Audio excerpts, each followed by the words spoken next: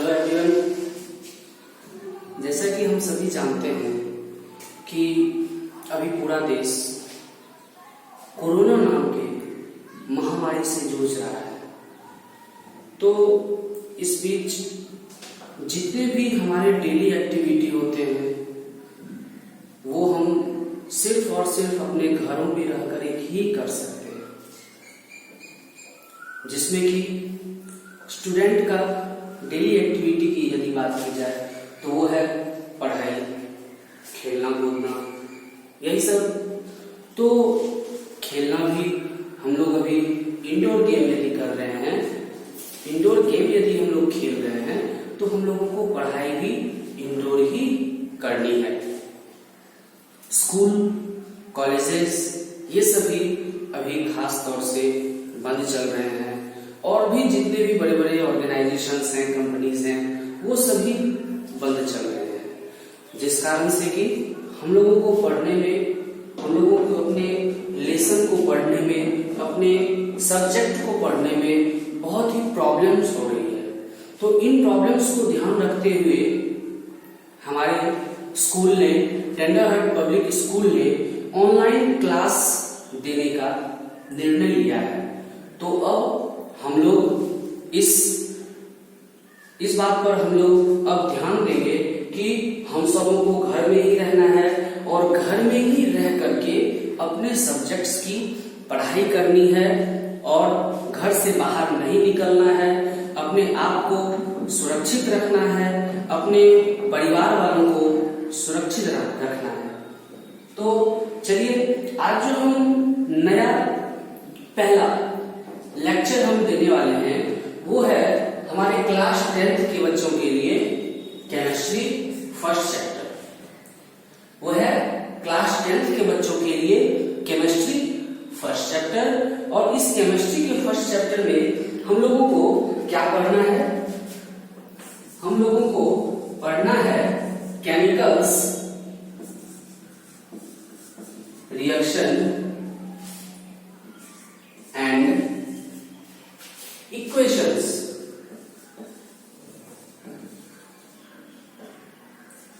Chemical reactions and equation. तो इसके बारे में हम लोगों को सबसे पहले पढ़ना है। अब हम लोग ये जानते हैं कि ये केमिकल रिएक्शन क्या होता है। नहीं जानते हैं तो हम भी पढ़ेंगे। यदि पहले से जान रहे हैं तो बहुत ही अच्छी बात है, और यदि नहीं जान रहे हैं तो हम अभी इसके बारे में जिक्र करने वाले हैं। तो आप सबों से ये दरख्वास्त है जो कि आप सभी वीडियो को शुरू से लेकर अंत तक देखें और कहीं भी स्किप ना करें। यदि सुनने में या यहाँ बोर्ड पे देखने में किसी भी तरह की परेशानी हो रही है तो मैं जो बोल रहा हूँ उसको आप पॉज करके, वीडियो को पॉज करके, रिवाइंड करके वापस से आप चला करके इसको देख सकते हैं।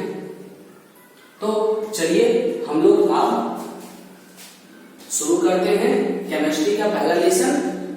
केमिस्ट्री का पहला lesson chemical reaction and equation. तो ये केमिकल रिएक्शन, ये वर्ड से वाकिफ होने से पहले मैं एक चीज इससे पहले भी जो मैं पढ़ चुका हूं उसके बारे में चर्चा करना चाहता हूं, और वो क्या है? फिजिकल चेंज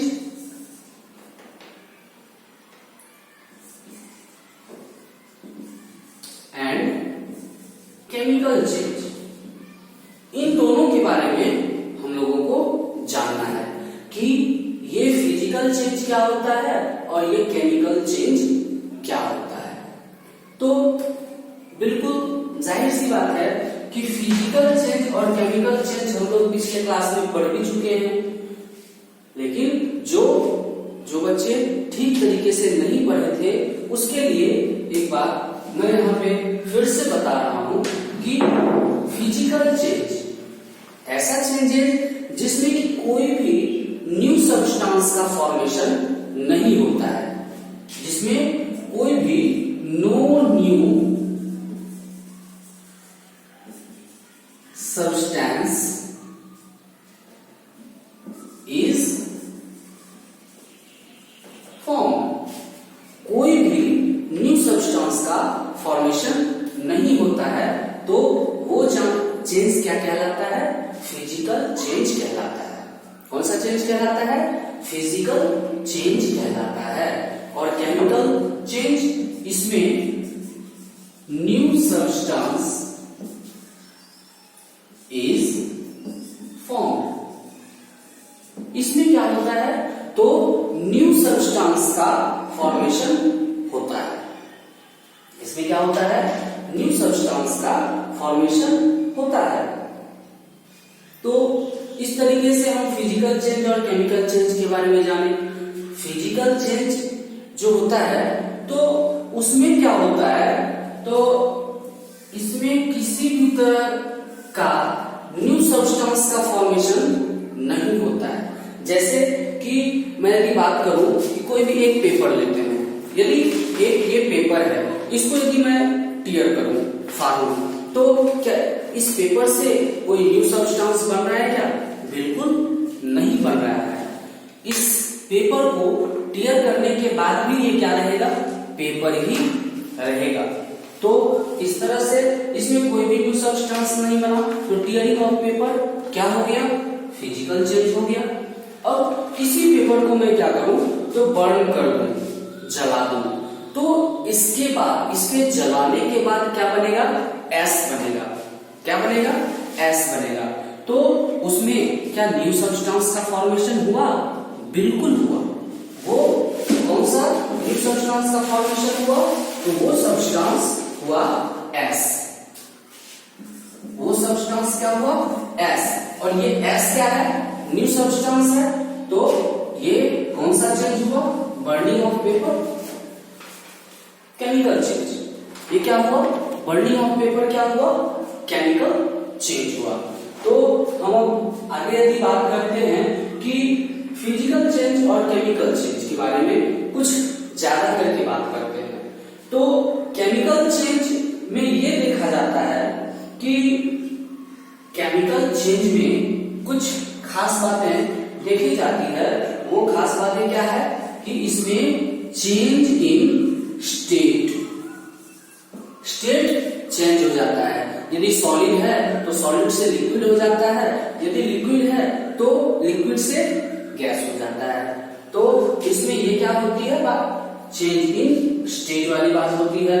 और दूसरी बात यदि मैं करूं तो चेंज इन कलर, क्या चेंज हो सकता है? कलर भी चेंज हो सकता है। अब यदि मैं बात करूं तीसरी बात, तो वो क्या है तीसरी बात? Change in temp, that means temperature, या चेंज इन टेम्परेचर। और इसके बाद यदि बात की जाए चौथी बात की, तो वो कौन सी बात है? इवोल्यूशन ऑफ गैस, गैस का इवोल्यूशन,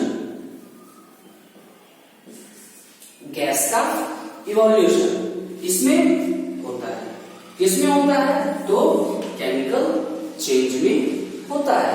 अब हम इसके एग्जांपल्स को यदि लेते हैं, तो एग्जांपल्स को हम ये देखते हैं कि कोई भी, अभी हमने क्या लिया था? पेपर को बर्न किया था, पेपर को हमने बर्न किया था। तो पेपर को बर्न करने के बाद न्यू सब्सटेंस, उसका टेम्परेचर क्या हुआ? टेम्परेचर क्या हुआ? इंक्रीज हो गया। टेम्परेचर क्या हुआ? इंक्रीज हुआ। आफ्टर इंक्रीजिंग तब तो जाकर के न्यू सब्सटेंस का फॉर्मेशन हुआ, एस बना। कलर चेंज की यदि मैं बात करूं तो कलर चेंज, जैसा कि हम लोग देखते हैं कि जनरली ये आयरन लोहा, इसको यदि कुछ टाइम के लिए हम खुले में छोड़ देते हैं, मॉइस्चर वाले प्लेस में छोड़ देते हैं, तो आफ्टर सम टाइम इसमें क्या होने लगता है? ऊपर में एक ब्राउन कलर का एक लेयर चढ़ने लगता है। उसमें आयरन में क्या होता है, ब्राउन कलर का एक लेयर चढ़ने लगता है। तो वो लेयर क्या है, एक न्यू सब्सटेंस है, दैट मीन्स क्या है, रस्ट है। और इसमें क्या देखे, जो कि इसमें हम लोगों ने क्या देखा कि ये कलर चेंज हो गया। क्या हो गया, कलर चेंज हो गया। अब जैसे कि मैं बात करूं कि वाटर, तो वाटर में यदि वाटर में इलेक्ट्रिसिटी फ्लो करवाई जाए, वाटर में यदि इलेक्ट्रिसिटी फ्लो करवाई जाए तो वाटर यहां लिक्विड के फॉर्म में है और ये क्या बनाएगा, हाइड्रोजन गैस बनाएगा और ऑक्सीजन गैस बनाएगा। ये क्या है, गैस के फॉर्म में है और ये किस फॉर्म में है, लिक्विड के फॉर्म में है। तो हमने क्या देखा कि इसमें स्टेट चेंज हो गया, लिक्विड से ये क्या बन गया, गैस बन गया और यहां भी गैस ही बना। इवोल्यूशन ऑफ गैस, इससे गैस रिलीज हुआ, इससे क्या हुआ, गैस रिलीज हुआ। तो इस तरह के कुछ एग्जांपल्स, जनरल एग्जांपल्स से हम लोगों ने देखा कि केमिकल चेंज में क्या सब होता है, क्या सब हो सकता है। अब इसके बाद मैं यदि आगे की बात करूं तो आगे की बात करने से पहले मैं आप लोगों को ये बोलना चाह रहा हूं, जो कि आप इसे नोट कर लें या मैं थोड़ा साइड हो जाता हूं, आप इसका एक स्क्रीन शॉट ले लें। या मैं जो बोलता हूं, यदि किसी भी तरह की दिखने में किसी भी तरह की परेशानी होती है तो मैं जो बोल रहा हूं आप उससे क्या कर सकते हैं, नोट कर सकते हैं अपने नोटबुक में। तो मैं थोड़ा सा साइड हो जाता हूं, आप इसको क्या करें, स्क्रीनशॉट ले लें।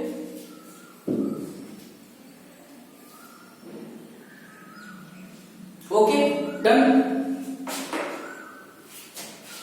अब इसके बाद की बात यदि की जाए तो क्या होगी, इससे पहले मैं बोर्ड क्लीन कर देता हूं, उसके बाद मैं इसके आगे की बात करूंगा।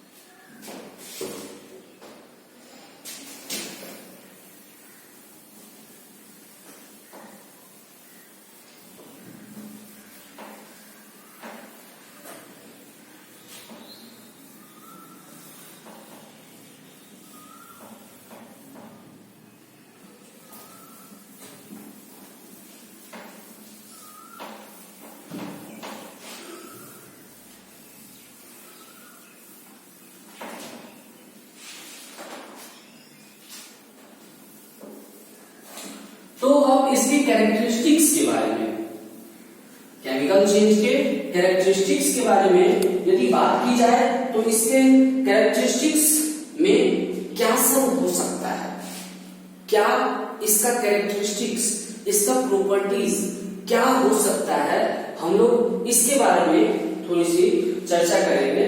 तो जैसे कि हम देखते हैं chemical change, char of chemical change, char that means characteristics और प्रॉपर्टीज। तो कैरेक्टरिस्टिक्स की बात की जाए तो क्या होता है, इस केमिकल रिएक्शन में क्या होता है, तो इसका पहला कैरेक्टरिस्टिक्स हम देखते हैं कि formation of precipitate, formation of precipitate. ये प्रिसिपिटेट ब्लैक भी हो सकता है, व्हाइट भी हो सकता है, येलो भी हो सकता है।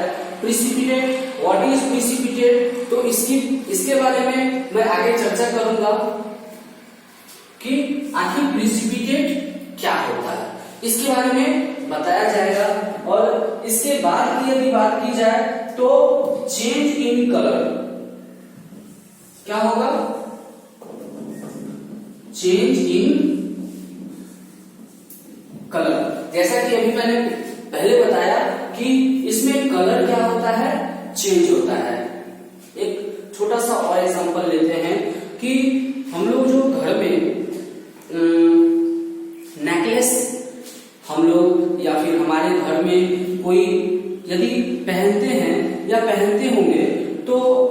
वो सिल्वर का जो होता है या एंकलेट, जनरली एंकलेट सभी देखे होंगे अपने घर में, अपने माँ को, अपनी दादी को, अपने बहन को पहनते हुए। तो कुछ दिन पहनने के बाद जब कुछ दिन उसका यूज हो जाता है तो उस पर क्या होता है, ब्लैक कलर का लेयर आ जाता है। उस एंकलेट पे क्या होता है, ब्लैक कलर का क्या आता है, लेयर आ जाता है। और उसमें क्या होता है, वो सिल्वर का कलर चेंज हो जाता है। वो कैसे होता है, तो सिल्वर का रिएक्शन क्या होता है, एटमॉस्फेयर में, एयर में प्रेजेंट हाइड्रोजन सल्फाइड के साथ हो जाता है। एयर में प्रेजेंट हाइड्रोजन सल्फाइड के साथ सिल्वर क्या करता है, रिएक्ट कर लेता है और वो उसका कलर ब्लैक हो जाता है। उसका कलर क्या हो जाता है, ब्लैक हो जाता है। तो ब्लैक होने के पीछे क्या रीजन है, उसका ये सिल्वर सल्फाइड बना देता है। वो क्या बना देता है, सिल्वर सल्फाइड बना देता है, जिस कारण से उसका कलर क्या होता है, व्हाइट से एंकलेट, वो सिल्वर का एंकलेट जो व्हाइट तरह का जो उसमें लस्टर्स होता है वो किस में चेंज हो जाता है, ब्लैक में चेंज हो जाता है। तो इसमें हमने क्या देखा, चेंज इन कलर। अब तीसरी बात यह है कि इसमें तीसरी बात और क्या होती है, तो इसमें जो है टेम्परेचर चेंज होने से,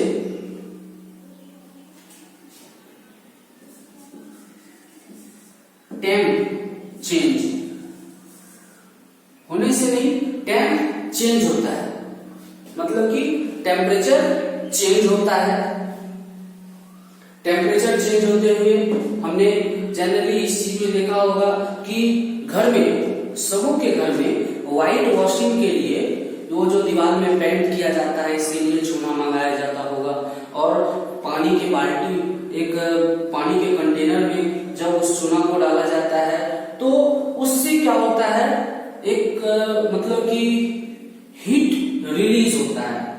हीट उससे क्या होता है, रिलीज होता है, और जिससे कि उससे क्या पता चला कि उसमें टेम्परेचर चेंज हुआ। क्या हुआ, टेम्परेचर चेंज हुआ। इसके बाद इसमें क्या होता है, तो गैस का इवोल्यूशन होता है। गैस इवोल्यूशन होता है। क्या होता है, गैस का इवोल्यूशन होता है। ओके, अब आगे देखते हैं कि ये तो हमारा हो गया इसका प्रॉपर्टीज। क्या हो गया, अच्छा एक चीज और कि इसका स्टेट भी क्या होता है, चेंज होता है। अभी पहले मैंने इस बात की जिक्र की थी कि स्टेट चेंज हो जाता है। जो अभी एग्जांपल मैंने बताया था, वो वाटर में जब इलेक्ट्रिसिटी फ्लो करवाया गया तो क्या हुआ, वो हाइड्रोजन गैस अलग हो गया, ऑक्सीजन गैस अलग हो गया, दोनों गैस क्या हुआ, अलग हो गया। अब इसके बाद एक न्यू टॉपिक आता है कि balance chemical reaction. Chemical reaction जो होता है, इसको जब हम मैथमेटिकली या इसके सिंबॉलिक फॉर्म में, केमिकल रिएक्शन को जब हम मैथमेटिकली इसके सिंबॉलिक फॉर्म में क्या करते हैं, रिप्रेजेंट करते हैं, तो यही चीज क्या कहलाता है, केमिकल इक्वेशन कहलाता है। क्या कहलाता है, केमिकल इक्वेशन कहलाता है। एज फॉर एग्जांपल कि जब यहां पे साइड में मैं लिख रहा हूं हाइड्रोजन प्लस ऑक्सीजन, ये क्या बनाता है, ये बनाता है वाटर। तो ये अभी हाइड्रोजन, ऑक्सीजन, वाटर, ये किस में लिखा हुआ है, वर्ड में लिखा हुआ है। इसको वर्ड में जो ये लिखा हुआ है, इस कारण से इसको हम क्या कहेंगे, वर्ड इक्वेशन कहेंगे। ये क्या कहलाएगा, वर्ड इक्वेशन कहलाएगा, वर्ड इक्वेशन कहलाएगा। लेकिन जब हम इसी को सिंबॉलिक फॉर्म में यूज करेंगे तो ये क्या कहलाएगा, केमिकल इक्वेशन कहलाएगा। जैसे कि हाइड्रोजन H2, ऑक्सीजन O2, ये क्या बनाएगा, वाटर बनाएगा, H2O बनाएगा। अभी हम सिर्फ ये देख रहे हैं कि ये क्या कहला रहा है, केमिकल इक्वेशन, ये केमिकल इक्वेशन कहला रहा है। अभी ये बैलेंस नहीं है, हम आगे के टॉपिक में चर्चा करेंगे कि किस तरह से हम इसको बैलेंस करते हैं। तो इतना यदि हो गया हो तो इसे एक बार क्या करें, नोट कर लें या एक स्क्रीनशॉट ले लें।